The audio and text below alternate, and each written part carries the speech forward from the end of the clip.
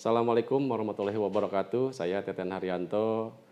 Sedikit saya menyampaikan terkait dengan diri saya bahwa saya lulusan di Universitas Gadjah Mada S1-nya, dan untuk sebelumnya saya juga menjadi staf di Jawa Timur, lalu saya menjadi staf di Biro Hukum atau Bagian Hukum Setda Kota Tangerang Selatan.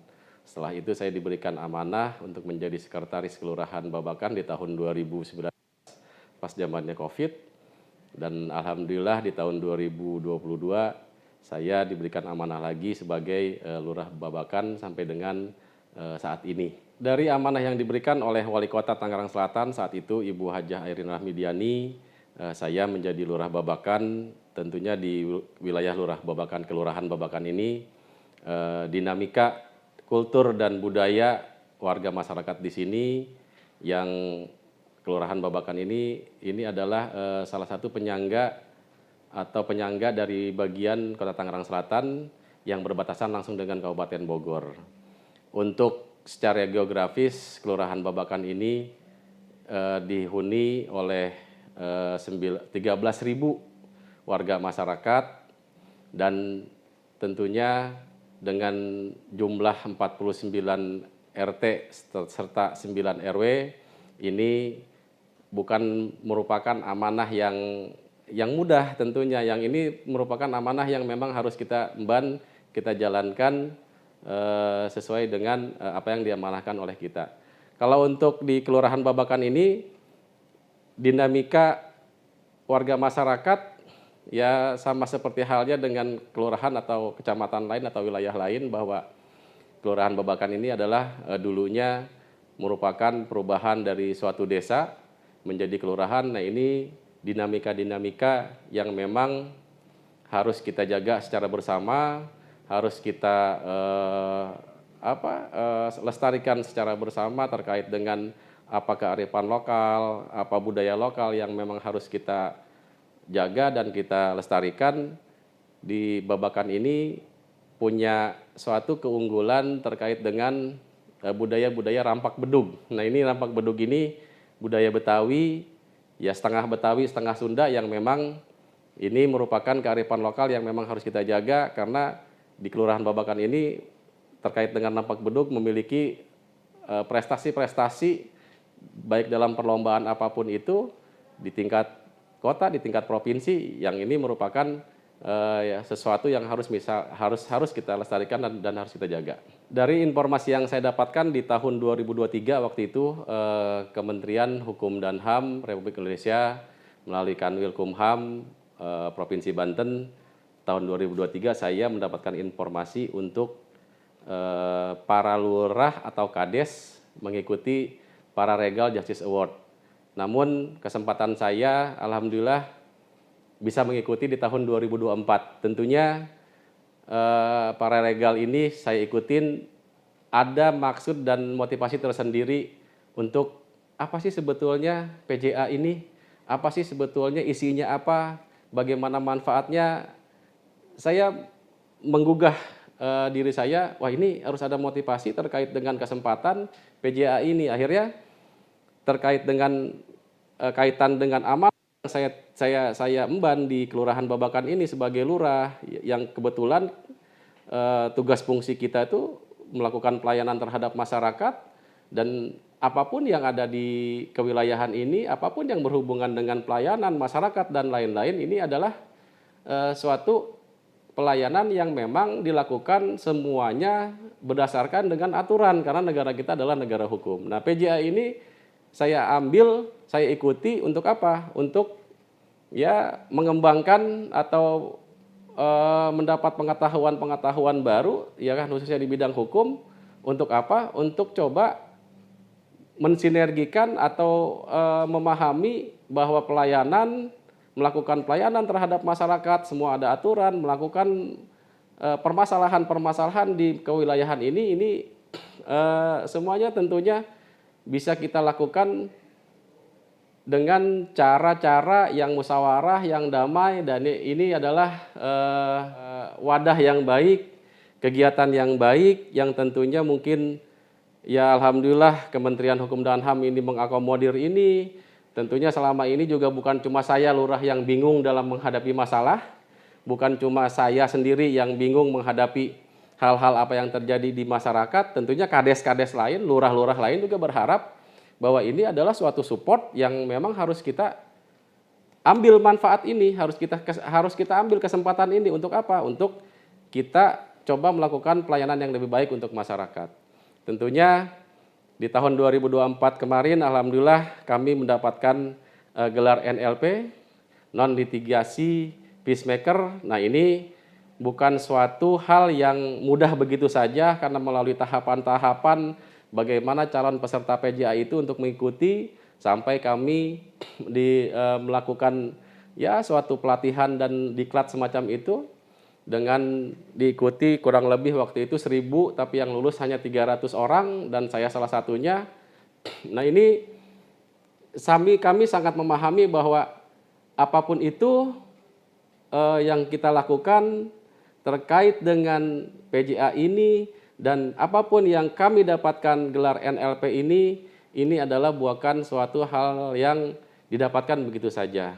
Tapi diklat-diklat atau pembinaan yang dilakukan saat itu tentunya memberikan ilmu manfaat yang sangat banyak, yang sangat besar. Tidak hanya untuk kami para lurah ataupun para kades, tentunya ilmu ini bisa kita implementasikan kepada masyarakat. Bagaimana cara kami diajarkan terkait hukum beracara, menyelesaikan masalah dengan sistem RG, restoratif justice atau dengan hal lain yang memang masyarakat berharap bahwa hukum itu tidak menakutkan, hukum itu tidak memberikan suatu hal yang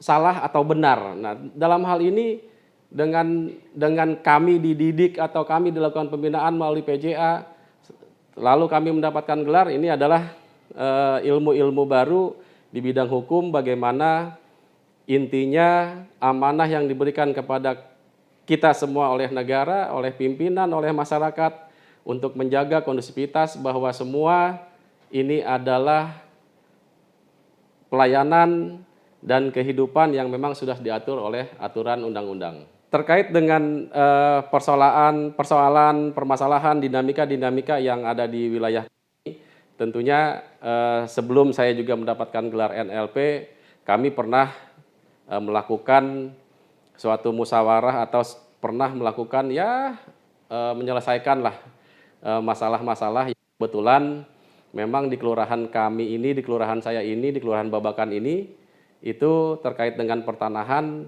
Ini agak riskan nih, ya kan, karena apa?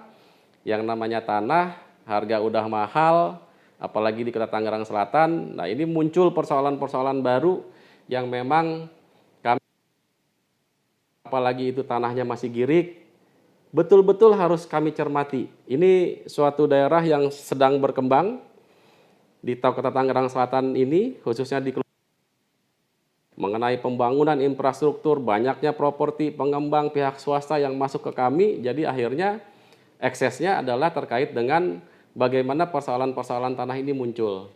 Nah, ada suatu permasalahan terkait dengan suatu ahli waris, seseorang ahli waris merasa memiliki tanah, namun tanahnya fisiknya sudah dikuasai oleh pihak, dan ini persengketaan tanah ini bukan hanya kali ini saja. Jadi ternyata persoalan sebelum saya jadi lurah pun persoalan terkait dengan tanah ini, ahli waris dengan PT ataupun dengan pihak lain ini sudah terjadi dari sekitar tahun 74. Tahun 1974 ini sudah terjadi di sengketa tanah ini. Ya, antara ahli waris dengan pihak swasta ini. Bahkan mungkin tahun 74 itu saya belum lahir. Nah, pada saat saya diberikan amanah jadi lurah Babakan, coba saya cermati. Coba saya kembalikan semua apapun yang terjadi permasalahan ini kepada aturan. Tentunya kan kalau soal pertanahan kita punya undang-undang UPA terkait dengan pokok agraria. Bagaimana kita menyikapinya? Punya aturan-aturan lain pelaksananya yang memang harus kita lakukan. Kami juga melakukan mapping, pemetaan terhadap hal-hal apa saja yang terjadi ya kan terkait dengan pertanahan ini. Bukan hal mudah pertanahan ini karena kebetulan saya mungkin diamanahkan di sini dan diwariskan sekaligus sampai 2023 itu akhirnya dengan cara saya melakukan ya teknik-teknik perdamaian, melakukan pemanggilan para pihak secara terpisah ya kan, kalau dalam teknik perdamaian kita menyebutnya ya teknik kita melakukan mapping, pemetaan, apa saja sih sebenarnya keinginan, kenapa sih ini sengketa ini, tanah ini tidak selesai kunjung usai sampai dengan tahun 2023 itu, ya ternyata memang ada oknum-oknum mungkin juga dalam hal ini, dalam hal tanda petik adalah mafia-mafia tanah yang coba menggoreng, memainkan untuk kepentingan sekelompok orang ataupun pribadi.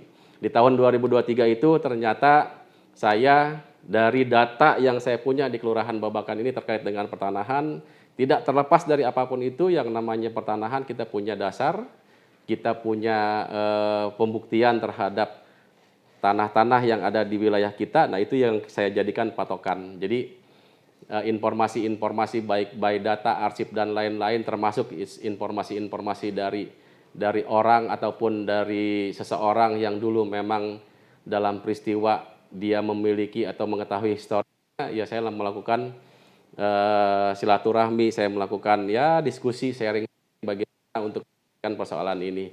Tentunya bukan persoalan mudah, bukan persoalan yang singkat, dan ini kasus terkait dengan ahli waris Rain Gepeng ini dan PT Sabar hal yang sebentar, ya kan, ini hal yang dari tahun 74 sama alhamdulillah di tahun 2023 pada saat saya menjabat jadi lurah ini kita selesai dengan damai.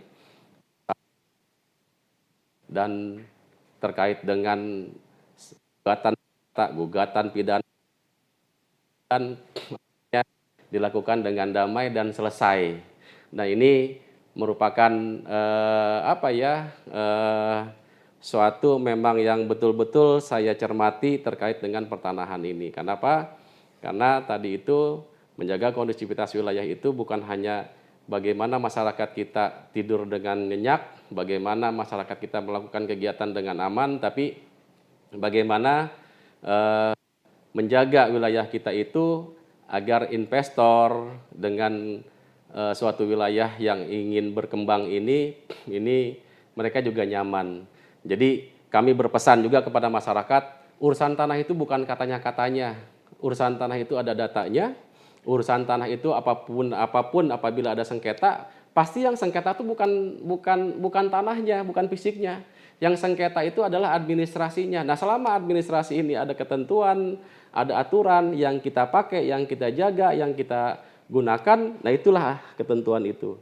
Nah, disitulah ya kan pentingnya masyarakat memahami bahwa oh ini tanahnya si A, ini tanahnya si B, ini tanah engkong gua dulu belum beli dan lain-lain. Nah ini jangan dijadikan oh itu mah tanah si itu. Nah bukan, persoalan tanah ini adalah ada aturannya.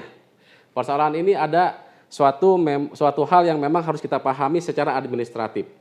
Yang sengketa itu bukan tanahnya Pak, yang sengketa itu adalah administrasinya. Nah bagaimana kita diberikan tugas sebagai kepala kewilayahan yang diberikan tugas dan fungsi untuk melakukan pelayanan baik dalam bidang apapun itu. Nah ini adalah suatu hal yang memang kewajiban kita untuk melakukan pelayanan terhadap masyarakat. Lalu di tahun 2024 ini ya bisa dikatakan awal tahun saya ya mendapat ujian lah, cobaan dari suatu amanah yang diberikan oleh pimpinan kepada saya sebagai lurah. Dan ini juga cobaan untuk kelurahan masyarakat kelurahan Babakan. Kenapa saya katakan ini cobaan? Ya segala sesuatu pasti semua datangnya dari Tuhan, dari Allah Subhanahu wa taala. Nah, tentunya kalau kita punya niatan yang baik, kita punya sesuatu yang kita berikan tulus kepada masyarakat, insya Allah ini akan selesai semua. Di bulan Mei itu ada kasus yang memang sangat menyita waktu, sangat menguras tenaga, segalanya lah ya kan, pikiran. Namun itu adalah suatu kewajiban kita, itu tanggung jawab kita. ada suatu yang memang di bulan itu, di bulan Mei itu sangat viral. Viralnya ini bukan hanya tingkat Kota Tangerang Selatan, namun viral senasional, bahkan mungkin bisa kita lihat di media-media internasional juga muncul pemberitaan-pemberitaan itu, apalagi di media sosial, ya kan, itu sangat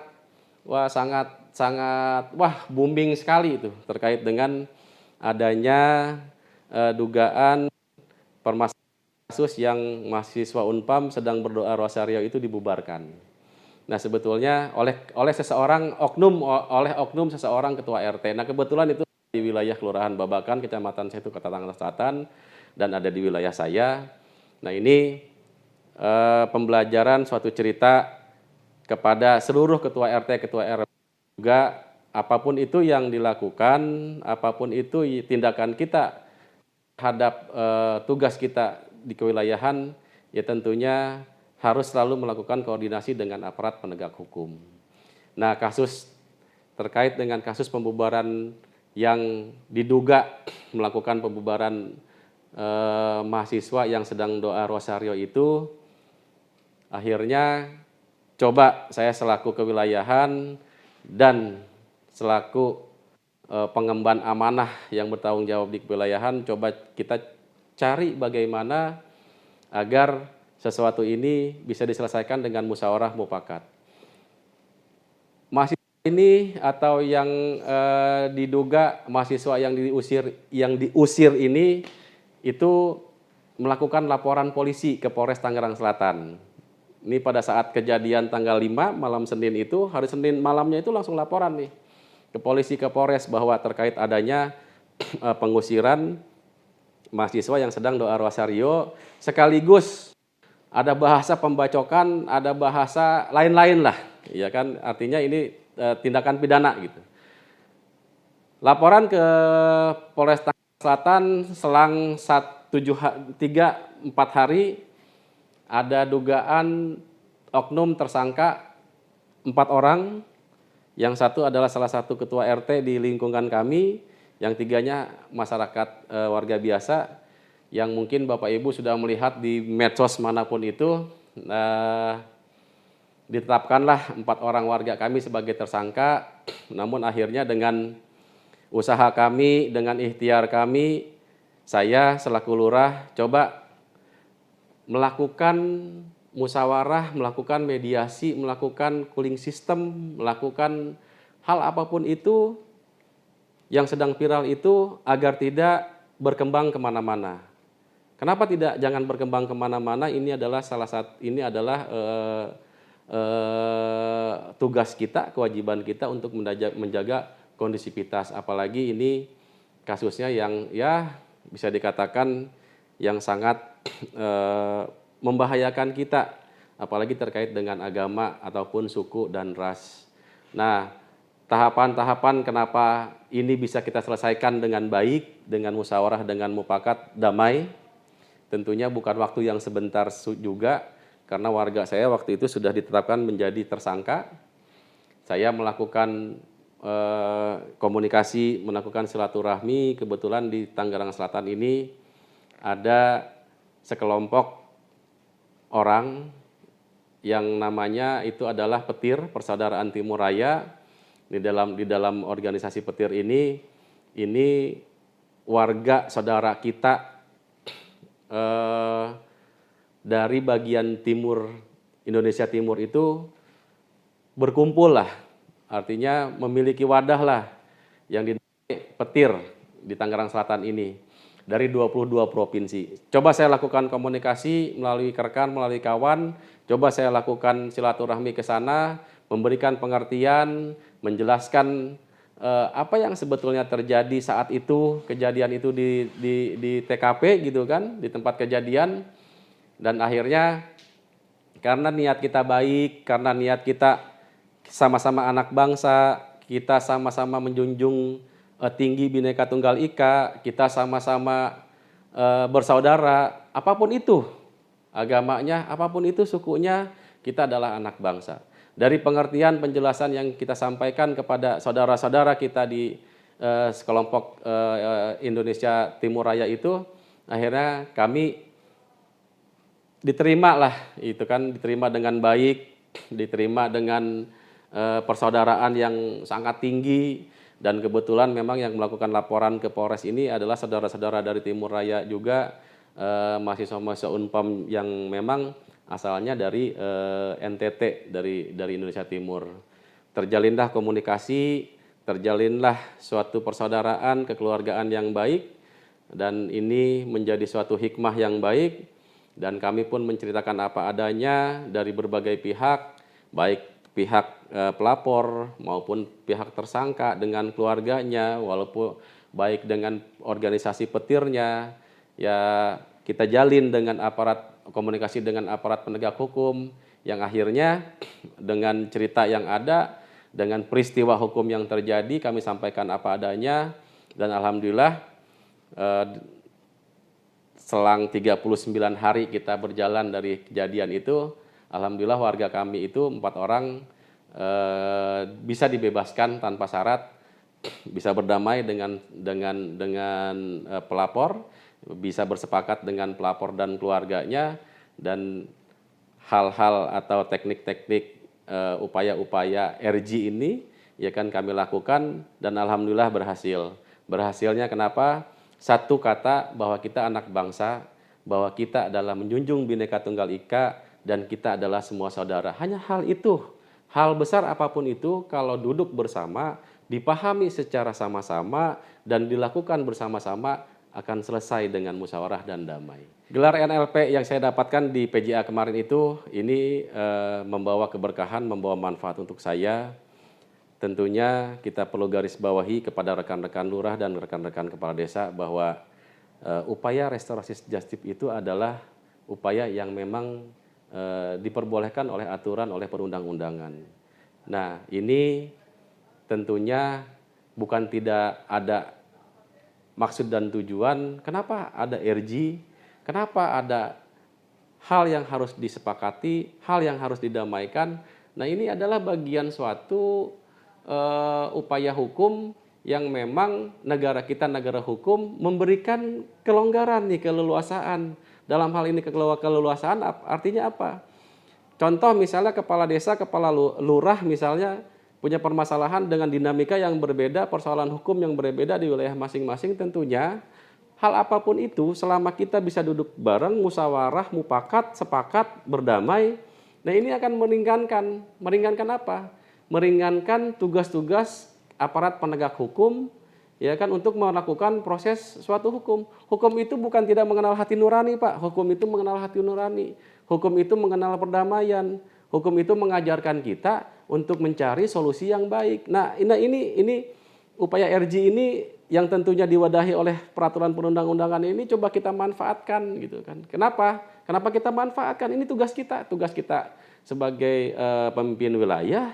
Tugas kita untuk melakukan kondisivitas wilayah, dan kita juga kan ingin terkait dengan masyarakat kita, warga kita rukun, damai, ya kan, saling menghargai, saling menghormati. Nah, inilah manfaat upaya-upaya yang memang dibenarkan oleh negara, yang difasilitasi oleh negara. Coba kita sebagai pemangku kewilayahan yang diberikan amanah, yang diberikan tugas, kita sampaikan juga kepada masyarakat bahwa segala sesuatu tidak harus dilakukan dengan jalan lapor, saling melaporkan kepada aparat penegak hukum. Tidak. Tapi kita bisa selesaikan di wilayah kita masing-masing, kita bisa selesaikan dengan apa? Dengan hati nurani, dengan pikiran yang jernih, dengan hati yang dingin. Ya mungkin itu manfaat keberkahan buat kita semua, bagaimana kita sudah didukung oleh semua aturan, semua perundangan dalam kita menjalankan tugas. Dan ini adalah bukan hal yang begitu saja, ini adalah hal yang memang harus kita pahami, harus kita cermati, dan harus kita duduk bareng, dukung secara bersama-sama, berkolaborasi secara bersama-sama untuk apa? Untuk menjaga keutuhan negara kesatuan Republik Indonesia ini. Kita bersaudara, kita Bhinneka Tunggal Ika, kita anak bangsa, itu kewajiban kita untuk melakukan penjagaan terhadap negara dan bangsa-bangsa kita ini.